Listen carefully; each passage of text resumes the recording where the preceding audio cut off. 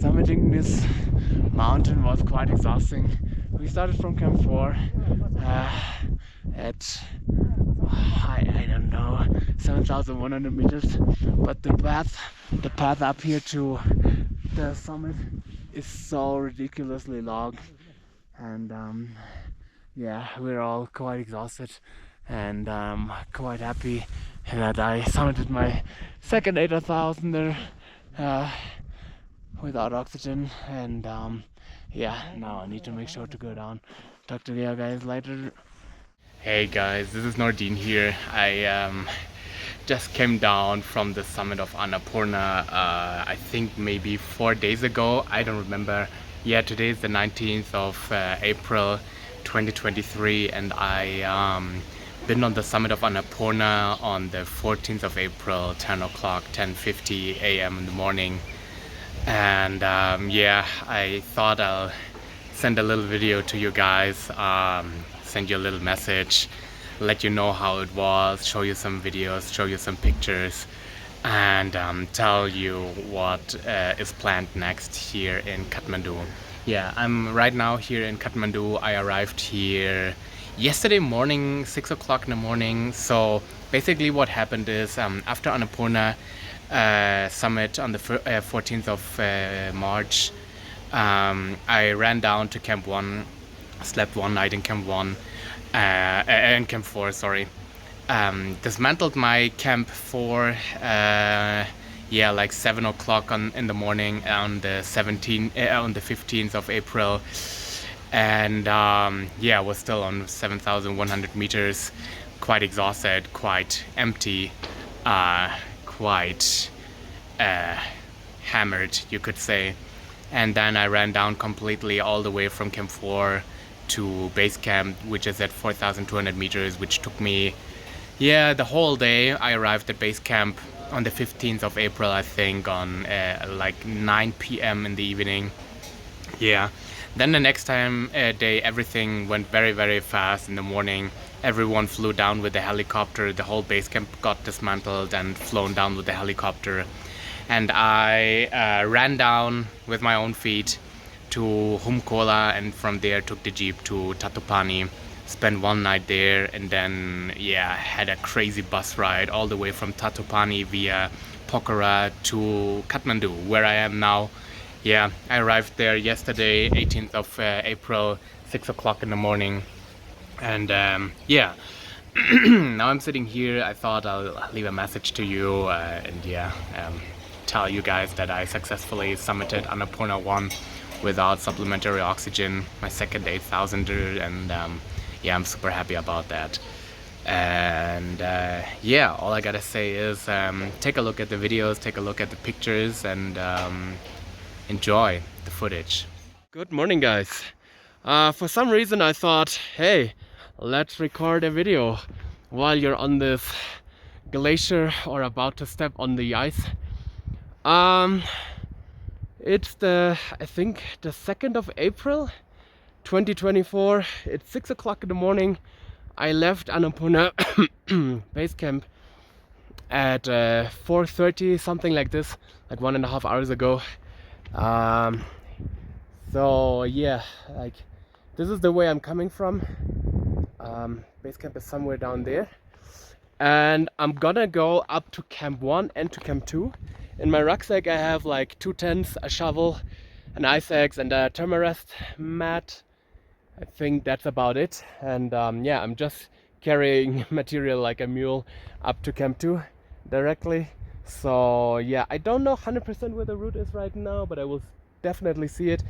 I think it's somewhere between the rocks and the glacier to go up to Camp 1. I think maybe somewhere here, and then you step up to the glacier, and this is the way to Camp 2, and Camp 2 should be somewhere here on top of the glacier. And what you cannot see in the cloud somewhere here is Annapurna I. But yeah, maybe the clouds will go away, and then I'll show you Annapurna I in its majestic beauty. Alright, gonna keep walking. It's a long day because I'm dropping my material at Camp 2, and then I'm running back again. Alright, so talk to you later.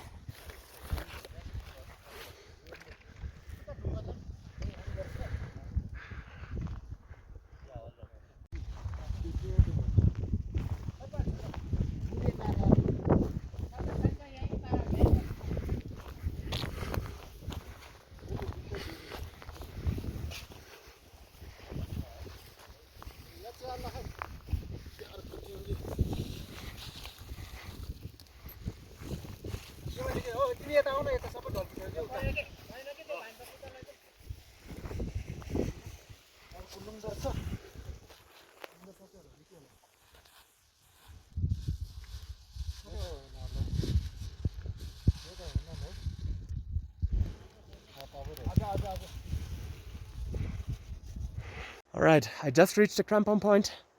I put on my crampons and now, oops, we are going on the glacier and gonna search for the way somewhere here. Let's do this. Alright, on the way to Camp 1, climbing up this section. It's nice, it's on rock, it's not over here in the glacier, where it's dangerous. Down there I had to walk a little bit on the glacier, but so far it's all good. Next to the lake is base camp. This is the valley where you come from, Chatatubani. And this, my friends, is Annapurna. I think this is the Annapurna summit. This is the Dutch trip. Camp 2 is somewhere here. Camp 1 is somewhere here, I don't know. Camp 3 is just on this wall. Camp 4 a little bit up. And yeah, this is how it looks.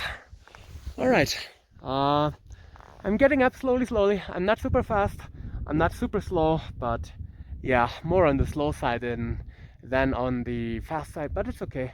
I'm having a little bit of weight on my shoulders and it's alright. It's the first time I'm going this route, so let's not rush it.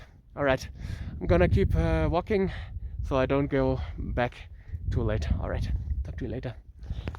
Right, this is Annapurna Camp 1. I'm gonna skip this camp. I just had a little lunch break here, or well, breakfast break you could say.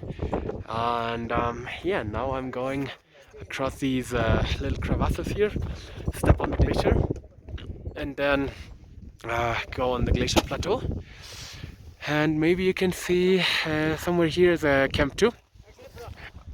And this is where we are gonna go now. Alright, this is Annapurna Camp 2. Other expeditions like the rope fixing team of 7 Summits and other expeditions are up there, and they are just about to establish their Camp 2, and they are gonna work on opening Camp 3 tomorrow because they are the rope fixing team. Yeah. And yeah, so this is our tent. Well, this is the Satori tent. I took my equipment. I brought up like 2 tents, an ice axe, a shovel, and a tamaras mat. I dropped all the stuff in here, and yeah, now I'm running down again to the base camp. So it's gonna be a long day. I started around about 4:30. It took me 8 hours roundabout to get up here. The reason it took so long was just because it's the first time I'm up here. I did one mistake that I put on the crampons way too early. Was a mistake. I'm not gonna do it the next time, because you have glacier contact, and then there's a long rocky section where you don't need the crampons, and then after a long while you go on the glacier again. So I should not have put on the crampons, so that lost me a lot of time. And then actually, you wouldn't believe it, right after Camp 1 I fell into a crevasse. Luckily I was like roped up and secured. It was two mistakes at once. First of all, I was like using the fixed rope, and I was relying on the rope. I thought it's like tight, and I put my body weight in it, but it was actually not tight. It was super long, and how do you say, sleazy, not really like properly attached. So I fell like 15 meters into a crevasse, which was scary. Even like squeezed my hand into the rope and my carabiner. I managed to get my hand out. After that, my glove out. I took off my glasses. I checked around. It was not a very deep crevasse. I think the crevasse was probably like 30 meters deep, and I fell like 15 meters. And then I was like stopped by the rope and my carabiner. And yeah, luckily some Sherpas were close by. I think I would have been able to go out myself, which would have cost me an enormous amount of energy, because I was just hanging with my carabiner. It was very hard. But they dropped another rope to me, and they helped me pull me out, and that saved me a lot of energy. So yeah, thanks to the guys, I was able to still continue the walk up here to Camp 2, and now I'm gonna go down to base camp. Let's see how long it takes. It's gonna be exhausting. It's a lot of altitude going down. So yeah, I don't want to be late, so talk to you later, guys. All right, so one last view up to the camp, and now I'm going down again. Bye bye, guys. Yeah, so Annapurna Camp 2, it's probably not the safest, but kinda safe, depending on where you put it. There's always a little bit of an avalanche risk, but yeah. All right, I'm gonna go down. It was just a carrying job, so yeah. So this part is not roped up yet, but maybe you can see down there are like little flags. There will be a rope. Then I can attach myself to the rope again, and then I'm safer when I go down. All right. So let's see how long it takes me to go down. You know, usually you think going down is easy. You know, not so much altitude, not so much strength used. That's right. That's true. But then on the other hand, still it costs a lot of energy, and also like your legs, your muscles have to work quite a lot to go down, because you still have to be careful, especially if there's no rope. All right, talk to you guys later. Gonna do like a 360 recording.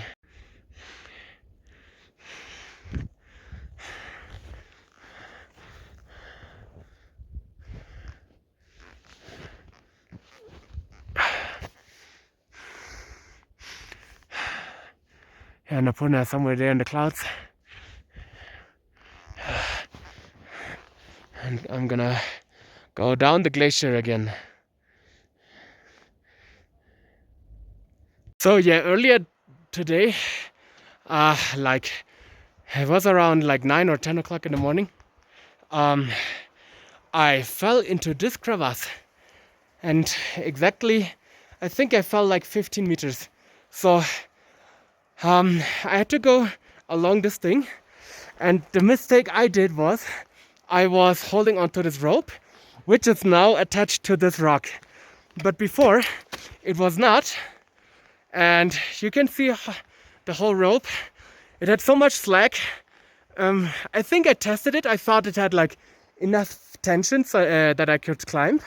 So I was relying on the rope, like putting my weight onto the rope. And right in the moment when I did this, I fell all the way down into this crevasse, like 15 meters deep. I didn't get injured, luckily. Also, the crevasse was not super deep. I think it was like 30, 35 meters deep, I think. And I fell like 15 meters. So I think there was like 30 meters of slack in the rope, which I didn't notice. I think it was frozen when I tested it.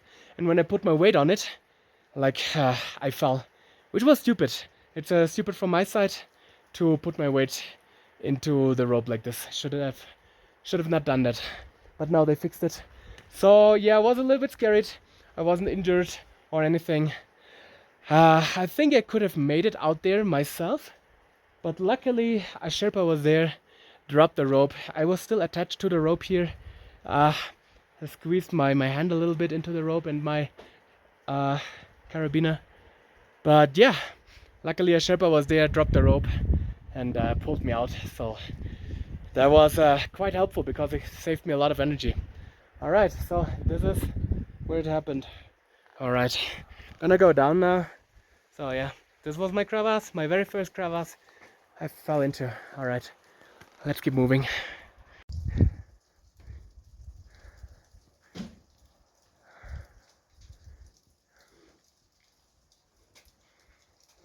Wow, this sound is scary.